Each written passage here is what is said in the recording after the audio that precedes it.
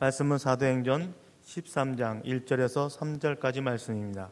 신약 208면 정도에 있습니다. 사도행전 13장 1절에서 3절까지 말씀입니다. 다 같이 한 목소리로 같이 읽겠습니다. 안디옥 교회에 선지자들과 교사들이 있으니 곧 바나바와 니에르라 하는 시므온과 구레네 사람 누기오와 분봉한 헤롯의 젖동생 마나엔과 및 사울이라.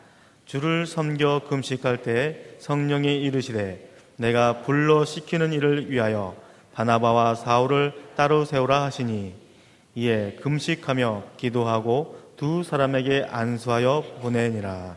아멘. 하나님의 비전을 성취하는 교회 네 번째 말씀, 예배 첫 번째에 대해서 담임 목사님 말씀 선포해 주시겠습니다.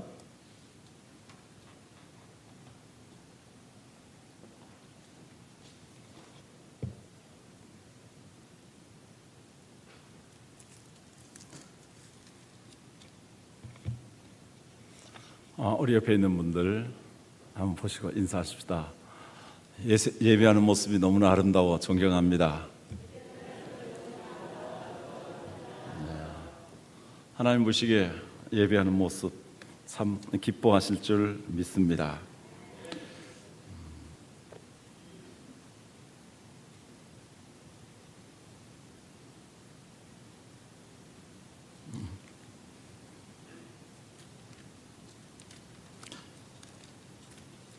말씀 전하도록 하겠습니다. 성경 한 구절 찾으라고요. 자, 하나님의 비전을 성취하는 교회 계속해서 말씀드립니다. 오늘은 예배에 대해서 그리고 첫 번째로 말씀드립니다. 앞으로 두 번, 세 번 예배에 대해서 더 말씀을 드리게 될 것입니다.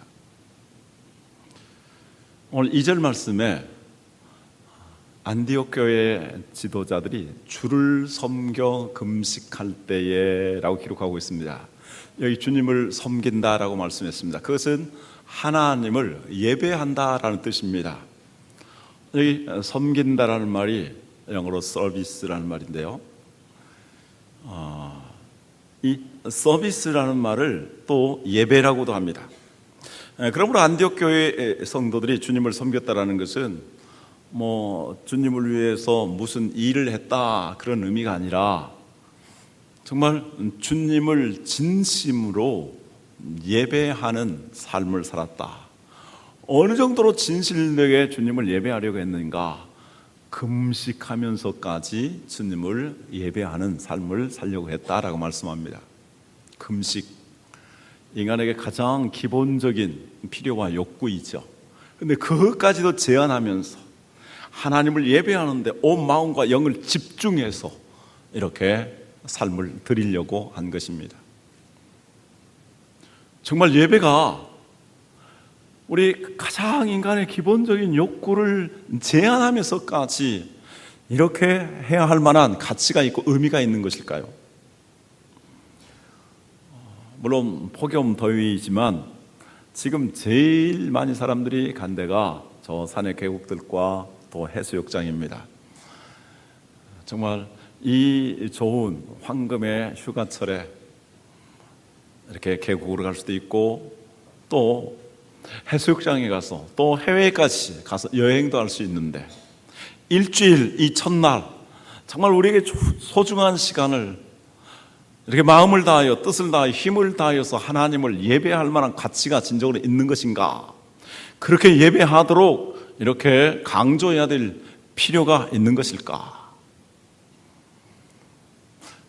정말 예배가 그렇게 중요하고 가치 있는 것은 두 가지 의미 때문입니다. 예배는 하나님께서 인간을 창조하신 궁극적인 목적이기 때문입니다. 또한 인간이 하나님을 향한 마땅히 가져야 될 본분이기 때문입니다. 한번 따라서 가겠습니다. 예배는 하나님께서 인간을 창조하신 궁극적인 목적이다. 예배는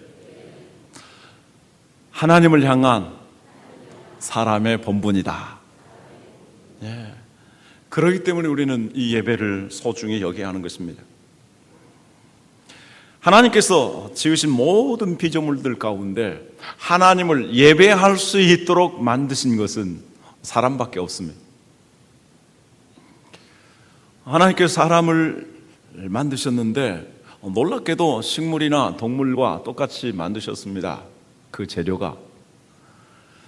하나님께서는 이 지구를 만드시고 세 번째 날 묻이 드러나게 만드셨습니다. 그리고 네 번째 해, 달, 별들을 지으셔서 바로 이 지구를 향해서 비추도록 만드셨고, 그리고 거기에서 식물이 자라도록 하셨습니다. 땅은 식물 내라. 그리고 짐승들을 동물들을 만드실 때 흙으로 빚어서 만드셨다라고 말씀합니다. 그래서 식물들은 흙에서 영양을 섭취하고 동물들은 그 식물들을 먹고 또 다른 동물들을 먹고 인간은 식물과 동물들을 또 먹습니다. 그리고 식물도 이제 나중에는 흙으로 돌아가고 인간의 육체도 흙으로 돌아갑니다. 그러나 인간에게는 동물과 다른 게 있습니다. 식물과 다른 게 있습니다. 인간에게는 바로 하나님의 영을 불어넣은 영혼을 가지고 있습니다. 이 영혼을 가지고 있는데 이 영혼은 그 영혼의 본능이 있는데 그것을 영성이라고도 하고 종교성이라고도 하고 종교 본능이라고 합니다. 오지만에는 아주 재미있는 이야기를 했습니다. 사람에게 가장 기본적인 두 가지의 통이 있는데 좀 거친 표현입니다. 번역을 그렇게 했어요. 하나는 밥통이고 하나는 하나님 통이다. 밥통은 뭐예요? 배고프면 쪼르륵 해서 우리 육체의 에너지를 공급해야 될 필요를 느껴서 배고파하는 거죠. 하나님 통은 뭘까요? 우리 영혼입니다. 하나님 아니면 우리 인간이 만족을 할 수 없는, 하나님으로 채워져야만 진정으로 만족할 수 있는, 그 어떤 것을 다 채워도 하나님으로 채우지 아니하면 만족할 수 없는 하나님 통이 있다라는 것입니다. 그래서 여러분 동물들이 제사하는 거 봤습니까? 옛날에 많은 사람들이 동물과 인간의 다른 점을 가리켜서 동물들은 생각할 줄 모른다, 인간은 동물과 달리 생각할 줄 안다, 또 인간은 동물과 달리 언어를 구사할 줄 안다, 인간은 도구를 사용해서 문화활동을 한다. 그러나 오늘날 생물학자들이나 문화인류학자들, 과학자들은 그렇게 이해하지 않습니다. 동물들에게도 두뇌가 있어서 생각합니다. 그들의 감정도 있습니다. 그들의 의지도 있습니다. 그들은 그들 나름대로의 언어를 잘 구사합니다. 기쁠 때, 슬플 때, 즐거울 때, 사랑할 때 언어와 그 표현들이 다릅니다. 그리고 동물들은 그들 나름대로 1년 안에 거의 대부분의 동물들이 의식주의 생활을 스스로 잘 해나갑니다. 인간이 환경을 파괴하거나 위협하지 아니하면 새끼들까지 나와서 잘 기를 수 있는 그런 능력이 있는 것입니다. 그러나 동물은 하나님을 알지 못합니다. 동물은 기도하는 게 없습니다. 예배하는 게 없습니다. 그러나 인간은 정말 그 영성이 있어서, 종교 본능이 있어서 누가 가르치지 않아도 세계 모든 사람들이 나름대로의 다 종교 활동을 하게 됩니다. 물론 하나님이 없다고 하는 사람들은 얼마든지 있을 수 있습니다. 하나님이 없다고 하는 사람이라도 그들이 궁극적으로 추구하는 가치 있고 의미 있는 것이 있다면 그것이 그들의 신이요 그들의 종교인 것입니다.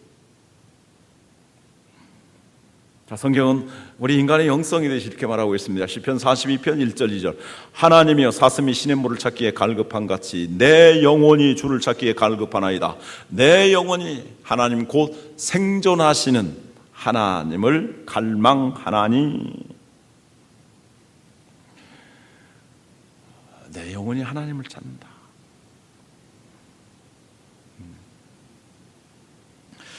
그 다음에 전도서 3장 11절 하나님이 모든 것을 지으시되 때를 따라 아름답게 하셨고 또 사람에게 영원을 사모하는 마음을 주셨다. 영혼을 사모하는 마음을 하나님 주셨습니다. 영혼을.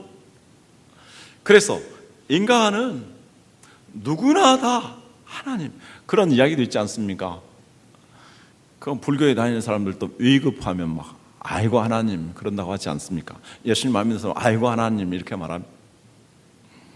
그래서 하나님을 찾게 되었습니다. 그리고 인간은 영원히 살고자 하는 마음을 가지고 있습니다. 왜 그렇습니까? 하나님이 창조하신 인간의 영혼이 바로 불멸성을 가지고 있는 것이기 때문입니다.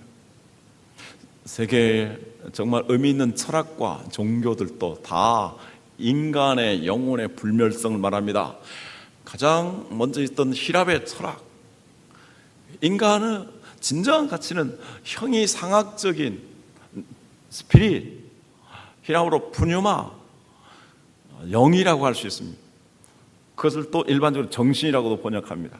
우리 인간의 이러한 영은 immortality, 불멸하는 것이다 라고 말합니다. 그리고 그러한 영향을 받은 힌두교의 영향을 받은 불교에서도 물론 그들은 영혼이 순환하고 윤회한다라고 말합니다. 그래서 동물들까지라도 영혼을 가지고 있고 순환한다 이렇게 말하고 있습니다. 그래서 인간은 바로 영혼을 가지고 있고 영혼 불멸하는 존재다 이렇게 말합니다. 이집트 사람들은 사람이 죽으면 미라를 만들었습니다. 미라를 만든 것은 죽어도 다시 살아난다라는 부활에 대한 그들 나름대로 신앙을 가지고 있기 때문입니다. 그래서 세계의 모든 의미 있는 철학들과 종교들은 다 이렇게 인간에게는 영혼이 있고 인간은 그렇게 영원한 세계를 사모하게 된다라고 말씀합니다. 그래서 우리는 정말 하나님을 찾게 되고 또 하나님을 의지하게 되고 그리고 그 하나님을 찬양하게 됩니다. 찬양하라 내 영혼아, 감사하라 내 영혼아, 송축하라 내 영혼아, 기뻐하라 내 영혼아, 내 속에 있는 것들아 다 찬양하라. 우리 찬양 가사에서는 온 마음과 정성 다하여 이렇게 찬양하라 이렇게 말하고 있습니다. 자, 우리 인간에게는 이렇게 하나님의 형상으로 지음받은 영혼을 가진 존재이요, 그래서 그 영혼이 있어서 하나님을 예배하게 되었는데 참된 예배는 어떤 것인가? 자, 예배를 가리키는 영어 두 단어가 있습니다. 하나는 서비스라는 말과 하나는 워십이라는 말입니다.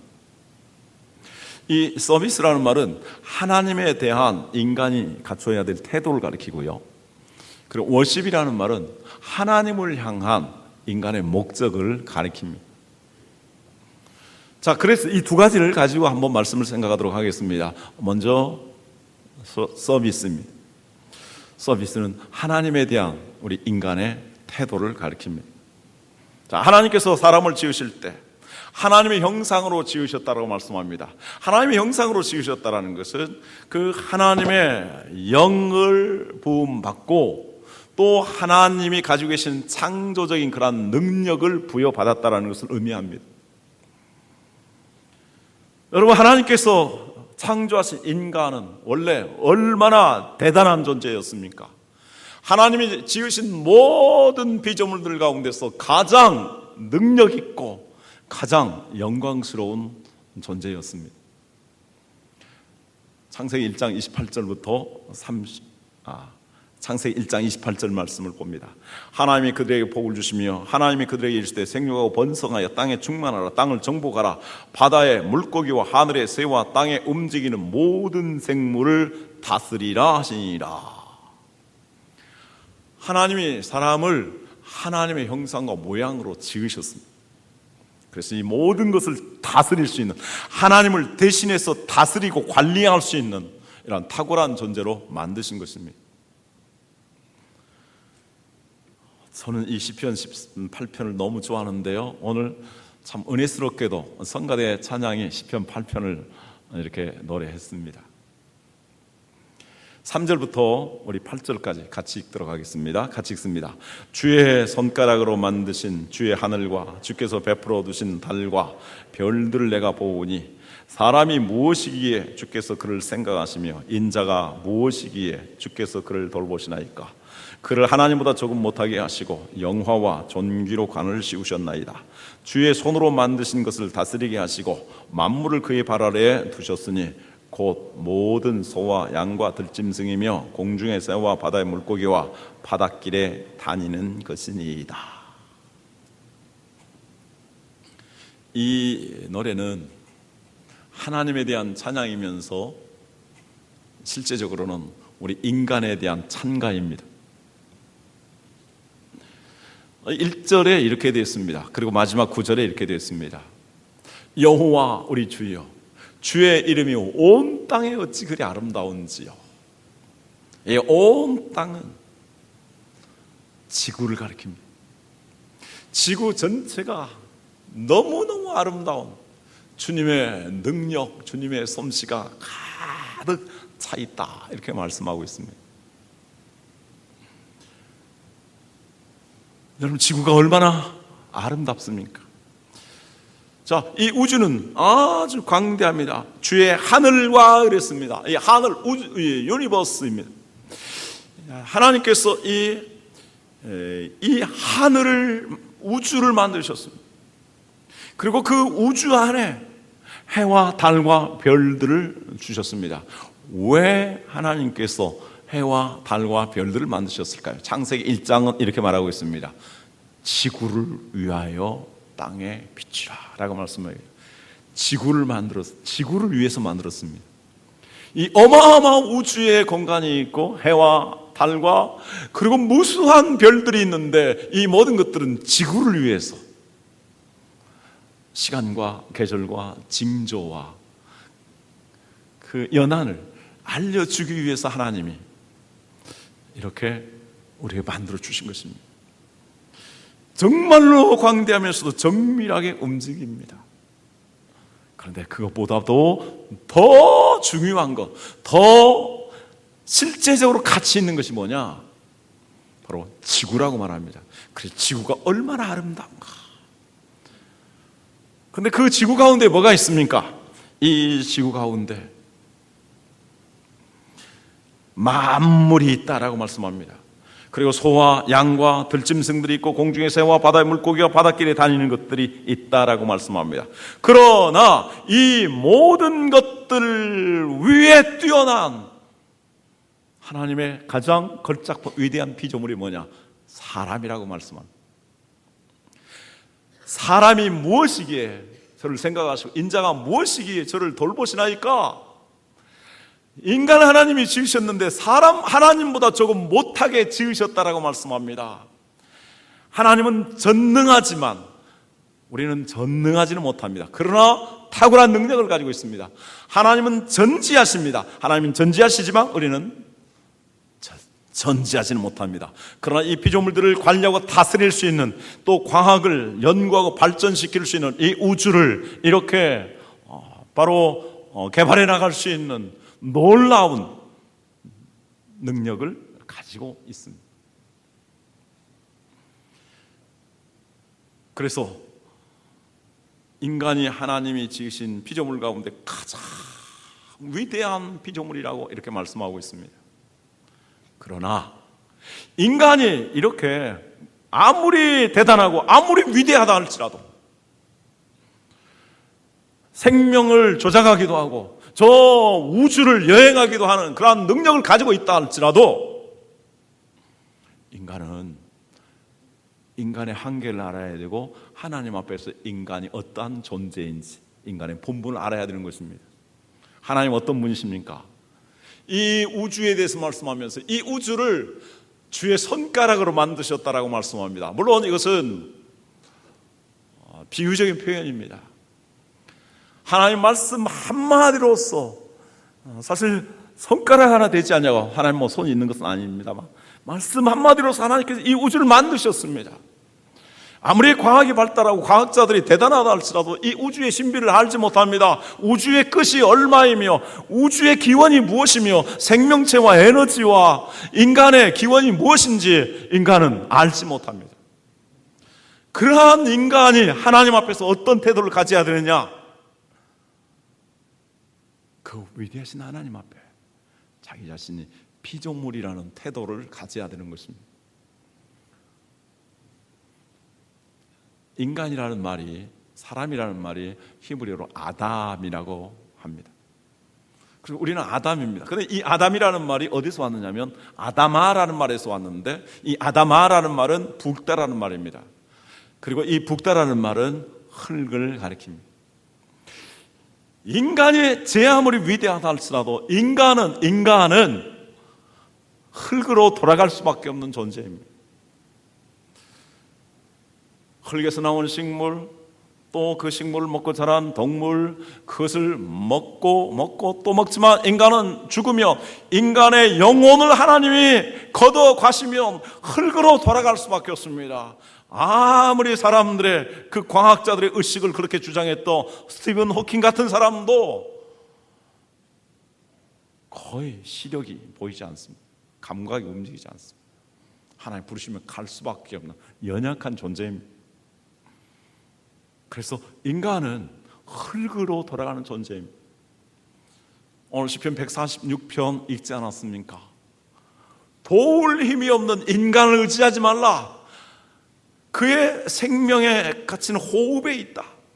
하나님이 그 호흡을 거둬가시며 흙으로 돌아가며 인간의 도모가 다 소멸하리로다. 그러므로 야곱의 하나님, 그 하나님을 자기 하나님으로 삼으며 자기 도움으로 소망으로 삼는 자가 복이 있다, 이렇게 말씀하고 있습니다.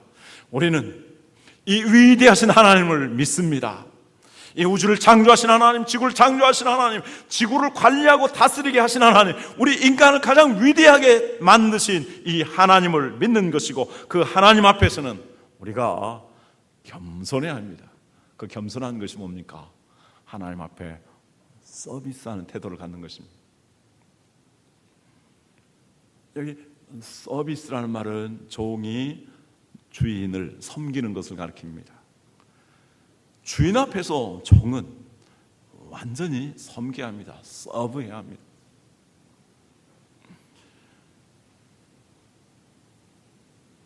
예배라는 말은 예를 갖춰서 절한다라는 뜻입니다. 하나님 앞에서 우리가 어떤 자세를 가져야 되느냐? 예를 갖춰야 합니다. 우리가 예배할 때에도 우리 마음의 자세, 복장의 자세, 삶의 자세까지도 정말 예를 갖춰서 하나님을 예배해야 하는 것입니다. 가장 못된 인간은 어떤 인간입니까? 사탄의 부추김을 받아서, 사탄이 뭐라 했습니까? 아담과 하와에게 선악과를 따먹어라. 내가 모든 것을 생각하고 판단하고 결정하고 내가 행동해라. 그래서 이제 하나님을 무시하고 하나님 말씀을 거부하고 자기 자신이 하나님처럼 되어서 자기 스스로 생각하고 판단하고 또 결정하고 행동해서 스스로 자기 자신이 주인이 되어서 살아가는 것입니다.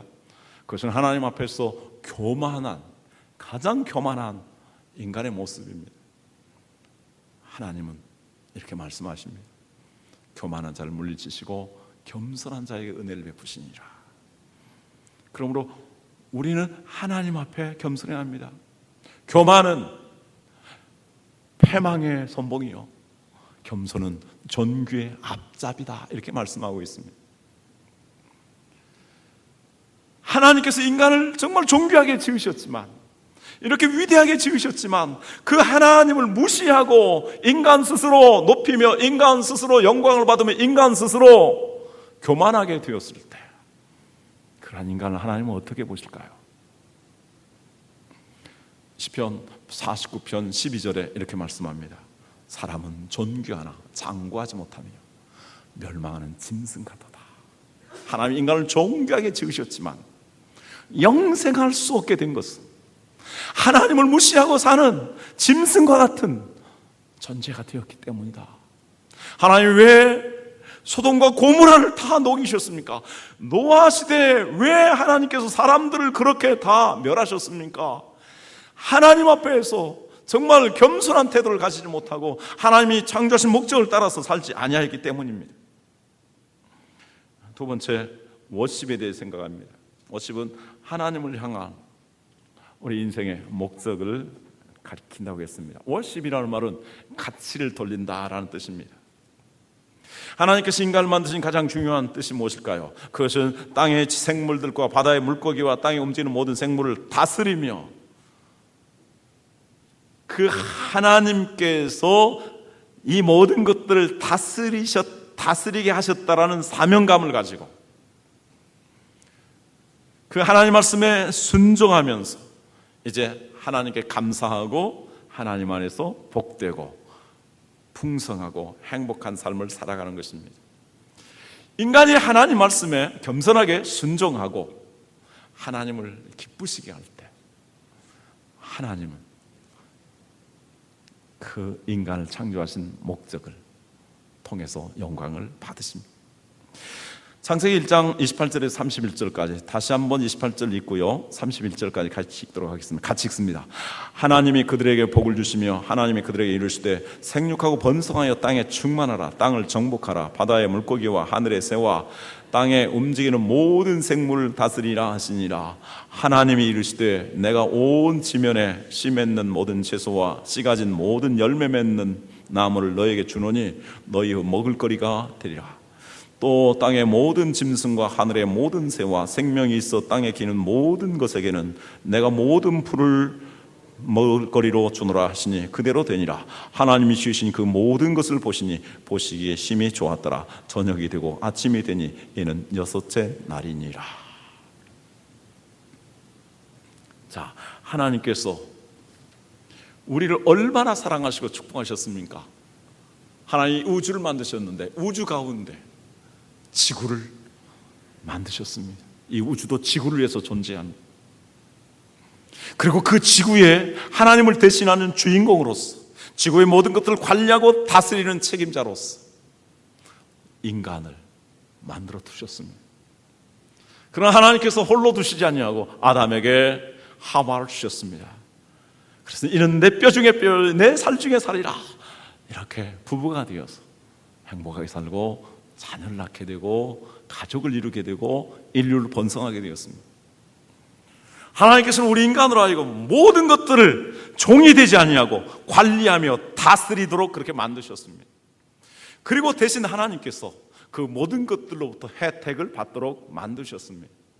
그래서 모든 곡식과 채소들을 나중에 노아 홍수 후에는 육식까지도 하나님께서 자유롭게 섭취할 수 있도록 허락하셨습니다. 하나님께서는 인간이 이렇게 하나님 안에서 서로 사랑하면서 생육하고 번성하면서 땅의 모든 것들을 다스리면서 하나님의 은총 속에서 행복하고 풍성하게 살아가는 그 모습을 보시고 심히 좋아하셨다. 이렇게 말씀합니다. 다시 말해서 인간이 존재하고 인간이 살아가는 가장 첫 번째, 가장 중요한 가치는 그렇게 하나님께 순종함으로 하나님을 기쁘시게 하는 것, 하나님을 심히 좋게 만드는 것입니다. 그래서 인간의 제일 되는 목적은 하나님을 영화롭게 하며 영원토록 그를 즐거워하는 것이라고 말합니다. 자, 시편 이사야 43장 7절 같이 읽도록 하겠습니다. 내 이름으로 불려지는 모든 자 곧 내가 내 영광을 위하여 창조한 자를 오게 하라. 그를 내가 지었고 그를 내가 만들었느니라. 이사야 43장 21절 봅니다. 이 백성은 내가 나를 위하여 지었나니 나를 찬송하게 하려 함이니라. 한번 따라서 하겠습니다. 나는 하나님의 영광을 위하여 창조한 사람입니다. 우리 옆에 사람들의 성도님도 그렇습니다. 네. 우리는 하나님의 영광을 위하여 창조된 위대한 사람들입니다. 하나님의 찬송이 되기 위하여 하나님을 찬양하도록 하기 위해서 하나님이 우리를 만드셨습니다. 그러나 사탄은 아담과 하와를 거짓말로 유혹해서 타락하게 만듭니다. 그리고 인간이 하나님이 아닌 헛된 것을 숭배하고 의지하도록 만듭니다. 그래서 인간은 이 사탄의 유혹을 받은 다음부터는 영적으로 눈이 어두워져서 보이지 아니하는 하나님을 알지 못하고 그 위대하신 하나님을 알지 못하고 무엇이 신인가? 그 이단들도 그와 비슷합니다. 보이는 것, 그거에 속는 것입니다. 신천지, 광명에서 이루어져요. 그걸 믿고 살아가는 사람은 너무 한심합니다.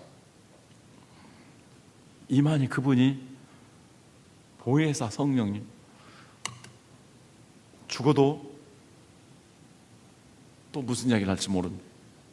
정명석이라는 사람도 하나님의 교회를 세웠는데 하나님 교회가 아니고 이단이죠. 죽은 다음에 또 예수님처럼 뭐 영적으로 부활했다나요? 그렇게 이야기를 합니다. 영적으로 어두운 인간은 나무로, 돌로, 금속으로 특이하고 기묘한 것들을 신으로 여기고 만들어서 숭배합니다. 그것이 바로 우상 숭배입니다. 또 한편 피조물을 조물주보다 더 경배하고 섬기게 되었습니다. 로마서 1장 21절 23절이 말합니다. 하나님을 알되 하나님을 영화롭게도 아니하며 감사하지도 아니하고 오히려 그 생각이 허망해지며 미련한 마음이 어두워졌나니 스스로 지혜 있다 하나 어리석게 되어 썩어지지 아니하는 하나님의 영광을 썩어질 사람과 새와 짐승과 기어다니는 동물 모양의 우상으로 바꿨느니라. 여러분, 하나님의 피조물로 지어진 인간, 하나님의 영광을 나타내기 위해서 하나님 만드신 인간이 가장 잘못된 죄는, 인간의 가장 근본적인 죄는 무엇일까요? 사람끼리 싸우고 도둑질하고 하는 이런 도덕적인, 그것보다 더 근원적인 죄는 나를 창조하신 하나님, 그 하나님을 무시하는 것입니다. 하나님을 믿지 아니하는 것입니다.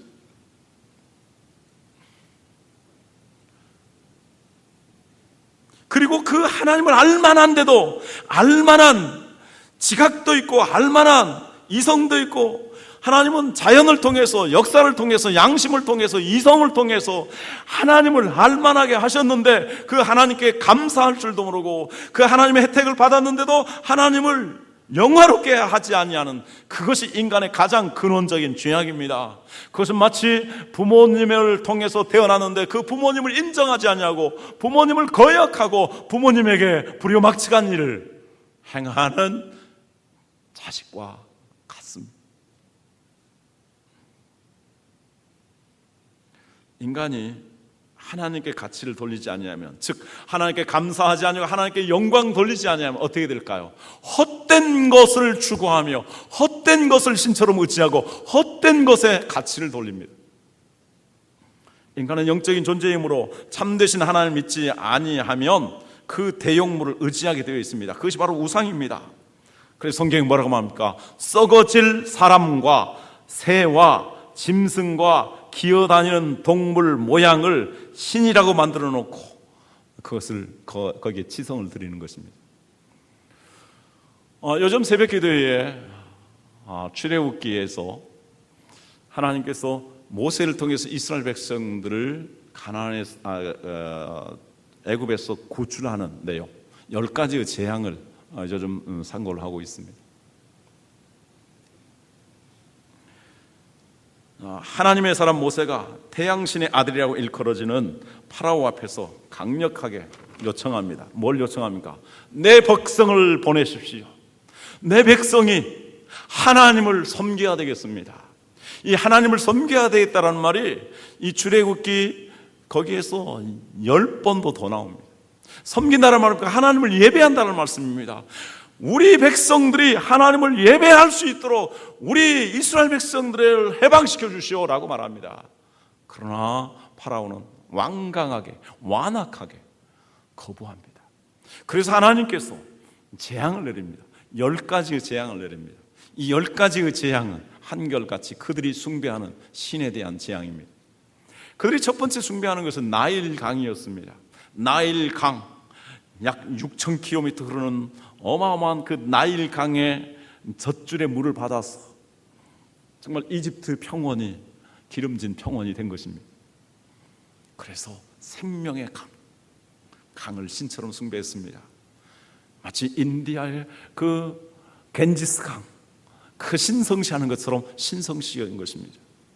하나님께서 나일 강, 강물이 핏빛이 되게 만들었습니다. 썩어서 악취가 나도록 만들었습니다.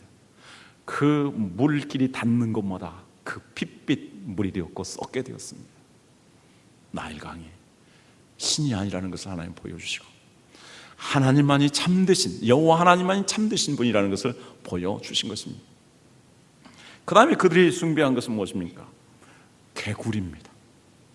이상하죠. 개구리를 다 신이라고 숭배했어요. 왜 개구리를 신이라고 숭배했을까요? 아마도 여기 아이를 낳지 못한 분이 있습니까? 아이를 많이 낳기를 원하는 분이 있습니까? 그런 분들은 하나님을 믿지 않는다면 개구리를 찾으면 될 겁니다. 개구리가 비가 오는 날 저 땅속에서 또 물가에서 올라옵니다. 그리고 개굴 합니다. 왜 개구리가 개굴 할까요? 짝을 찾기 위해서입니다. 짝을 찾고 교미를 내서 알을 낳는데, 개구리는 얼마나 많은 새끼를 낳습니까? 그래서 저 개구리 신에게 치성을 드리고 기도를 하면, 그래서 개구리들이 개굴 할 때 부부가 관계를 맺으면 아이를 저렇게 잘 낳게 된다고 해서 개구리를 신처럼 숭배한 겁니다. 여러분 웃으실지 모르지만 이집트가 어떤 나라입니까? 세계의 가장 강대한 강국입니다. 최고의 지성인들이 있었고 최고의 문명을 구가했던 나라가 바로 이집트였는데 개구리를 신으로 숭배합니다. 왜? 참되신 하나님을 알지 못하기 때문입니다. 그 다음에 가축들을 신으로 숭배했어요. 하나님이 그 가축들에게 독종이 나타나도록 만들었어요. 그 가축들이 죽어갑니다. 그들이 여러 가축들에게 신의 이름을 붙여서 숭배를 하게 되었는데, 그들의 조각이나 동상, 이집트의 카이로에 가보면 온갖 신상들이 있는데 이 희귀한 동물들 그리고 곤충들 이런 것들이 많이 있습니다. 그 중에 최고의 신, 바로 아피스라고 일컬어진 황소입니다. 황소. 나중에 출애굽을 한 다음에 이집트로 돌아가자 한 사람들이 그 황소를 만들어 가지고 숭배했습니다. 황소, 동물 중에 그들이 보기에 최고 힘센, 그래서 이 황소의 기운을 받으면 우리가 힘을 얻는다라고 생각하는 것입니다. 그래서 황소에게 제사를 드린 것이 인간입니다. 그리고 그들은 구름과 비를 몰고 와서 곡식이 자라게 하는 그 신이 바알이라고 생각했습니다. 그래서 이 바알이 이렇게 초목을 자라게 한다고 하나님께서 우박을 내리셨습니다. 그래서 이 구름과 바람을 가져다주는, 비를 가져다주는 그들의 바알이 재앙을 가져다주는, 우박을 가져다주는 이런 헛된 신이라는 것을 하나님께서 일깨워 주신 것입니다. 또 그들은 땅을 너무나 귀하게 여기서 신처럼 여겼습니다. 그래서 바알신에게 제사를 하면서 사람의 아이의 목을 베어서 피를 받아서 그 땅에 뿌렸고, 그랬을 때 바알이 그 땅을 기름지게 해서 축복하게 된다라고 말씀합니다. 하나님께서는 그 땅에 메뚜기 떼를 보내서 그들이 신처럼 숭배하고 있는 모든 초목들의 싹까지도 다 갉아먹도록 만들었습니다. 이제 그들이 최고로 믿는 신이 태양입니다. 9번째, 태양은 빛을 가리웠습니다. 그들이 숭배하는 태양이 죽은 것입니다. 그래도 안 믿었습니다. 이제 마지막으로 사람, 태양의 아들이라고 하는 장자를, 파라오가 말은 태양의 아들이라는 말이죠. 그래서 이 태양신의 아들로서, 그래 신처럼 군림하는, 지금 김일성, 김정일, 김정우 그분과 똑같은 모습들입니다. 그래서 신처럼 군림하는 것입니다. 장자를 치신 것입니다. 그래야 비로소 항복합니다. 자, 여기서 우리에게 가르쳐 준 것은 무엇입니까? 인간은 하나님 아니면 우상을 둘 중에 하나를 숭배하게 되었습니다. 중간은 없습니다. 인간이 하나님을 알지 못하면 너무너무 미련하게 이러한 것들을 만들어서 신이라고 생각하면서 숭배하고 의지하는 것입니다. 목사님,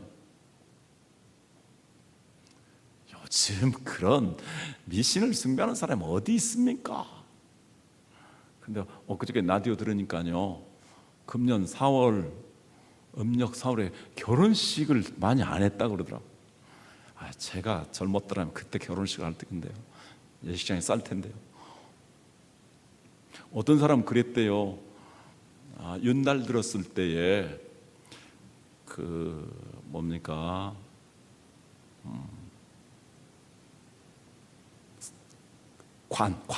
관을 준비해 놓으면 장수한다나요.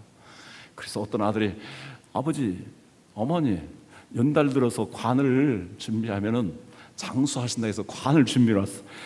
그 아버지한테 된통 혼났다. 그런 미신을 숭배하고 있는 게 이런 인간입니다. 나는 그런 미신도 안 믿습니다. 여러분, 왜 사람들이 우상을 숭배하고 미신을 숭배합니까? 정말 중요한 이야기입니다. 그것이 인간의 탐욕, 이기적인 탐욕 때문입니다. 그래서 골로새서 3장 5절 6절 이렇게 말씀합니다. 같이 읽을까요? 그러므로 땅에 있는 지체를 죽이라. 곧 음란과 부정과 사욕과 악한 정욕과 탐심이니 탐심은 우상 숭배니라. 이것들로 말미암아 하나님의 진노가 임하느니라. 탐심이라는 것은 음란과 부정과 사욕을 추구하는 것처럼 이기적인 정욕입니다. 그래서 말세의 사람들은 그러한 우상을 숭배하지 않을지 모릅니다. 그러나 말세의 사람들은 자신을 사랑하고 돈을 사랑하고 쾌락을 사랑한다 하겠습니다. 자신을 사랑하는 사람, 자신이 우상입니다. 자식을 사랑하면 자식이 우상입니다. 돈을 사랑하는 것이 일만하게 뿌리라 하겠습니다. 돈을 사랑하는 건 돈이 우상입니다. 쾌락을 추구합니다. 그 쾌락을 하나님보다도 더 사랑하게 되면 쾌락이 그의 우상이 되는 것입니다. 그러므로 진정으로 하나님을 섬기지 아니하며 인간은 우상을 숭배하게 되었습니다. 그런데 문제는 하나님을 믿는 사람까지도 종교학자 폴 테일리가 말한 것처럼 진정한 신앙, 진정한 종교는 자기 존재의 근거인 궁극적 실제, 나의 존재를 가능케 한 나의 어머니, 아버지, 나의 할아버지, 할머니도 아니고 단군도 아니고 정말 이 나의 존재, 인간의 인류의 존재를 가능케 한 그 궁극적으로 계시는, 스스로 계시는 그분을 찾아서 믿어야 되는 것이고, 그분에 대한 참된 종교는 궁극적인 관심, 최상의 가치와 최상의 관심과 최고의 영광을 돌리는 것이어야 된다. 하나님을 믿으면서도 나를 위해서, 하나님을 나의 비서처럼 나에게 필요할 때 나의 어떤 정력을 추구하기 위해서, 나의 성공을 위해서, 나의 자식이 잘 되기를 위해서 하나님을 찾는다면 그것은 우상 숭배나 다를 것이 없을 것입니다. 여러분들의 궁극적인 관심은 무엇입니까? 최고의 선, 최고의 관심은 무엇입니까? 정말 하나님 나라와 그 일을 구하고 하나님께 영광 돌리는 삶이 되어야 합니다. 그것이 진정한 그리스도인의 모습이고, 안디옥 교인들이 그리스도인이었습니다. 세상 사람들에게까지 인정받는 진실된 그리스도인이었습니다. 진실된 그리스도인이었기 때문에 그들은 참되게 하나님을 예배했습니다. 어떻게 하면 우리의 인생을 하나님의 뜻을 따라서 살 것인가? 마지막 성경 두 구절 읽고 마치도록 하겠습니다. 로마서 11장 36절 말씀 같이 읽죠. 이는 만물이 주에게서 나오고 주로 말미암고 주에게로 돌아감이라. 그에게 영광이 세세에 있을지어다. 아멘. 고린도전서 10장 31절 같이 읽습니다. 그런즉 너희가 먹든지 마시든지 무엇을 하든지 다 하나님의 영광을 위하여 하라. 이것이 하나님을 향한 참된 예배입니다. 그러한 예배의 태도와 또 예배의 삶을 살아가는 여러분들이 되시길 주님의 이름으로 축원합니다. 기도하겠습니다.